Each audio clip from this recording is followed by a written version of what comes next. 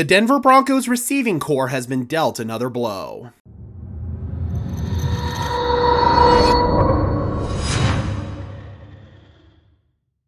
Hello everyone, and welcome to another episode of Denver Broncos Syndicate, part of the Sports Syndicate family of channels.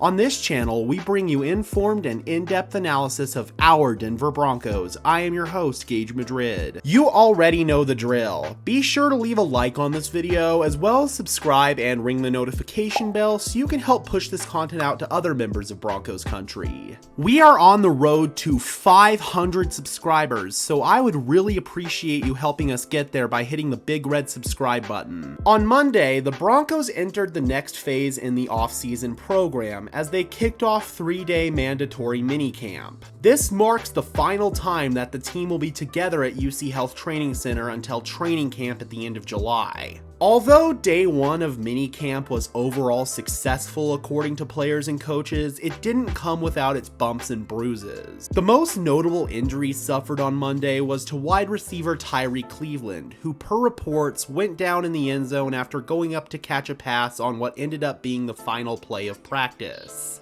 Trainers appeared to be examining his lower leg. After a few minutes of examination on the field, Cleveland was carted back inside the building for further evaluation. The initial optics of the injury made it appear that it was quite serious, but imaging revealed that Cleveland ended up getting super lucky. At about 6:45 Monday night, Cleveland himself tweeted that he was okay and that the MRI came back relatively clean. Broncos insider Mike Kliss later tweeted that Cleveland suffered a pretty bad posterior ankle sprain, but that nothing was broken and that the Achilles tendon was intact. Certainly not great news, but way better than what the initial optics of the injury may have suggested. Kliss says that Cleveland should be back to running and cutting by training camp.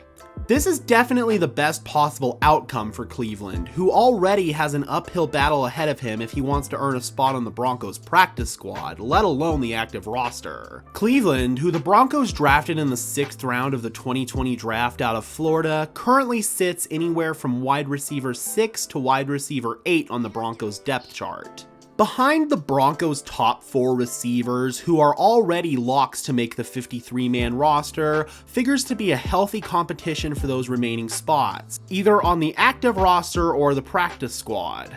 At this point, I worry that Cleveland may be the odd man out. I feel that players such as Kendall Hinton, Seth Williams, Travis Fulgham, Trey Quinn, and even undrafted free agent Jalen Virgil have a stronger chance to make the team than Cleveland. Last year, Cleveland bounced between the Broncos' active roster and practice squad. Although he appeared in 7 games in 2021, he failed to appear on the stat sheet. As a rookie, Cleveland caught just 6 passes for 63 yards. If there is any hope for Tyree Cleveland to make the team, it's going to have to be as a special teams contributor. If Cleveland is unable to do that, then the outlook of him making the team in any capacity is bleak. I'm curious, Broncos country, if you had to put a percentage on it, what odds would you give Tyree Cleveland to make the team? Personally, I would only give him about a 10% chance to make the active roster, but I do feel that he has a stronger chance to make the practice squad, maybe a 35% chance. Drop those comments down below, I would love to hear from you. Be sure to leave a like on this video, as well as subscribe and ring the notification bell so you don't miss when we upload. And while you're at it, be sure to check out my main channel, Sparkin' Over Broncos, for even more Denver Broncos coverage. And for now, this has been another episode of Denver Broncos Syndicate. I am your host, Gage Madrid, saying peace out and let's ride.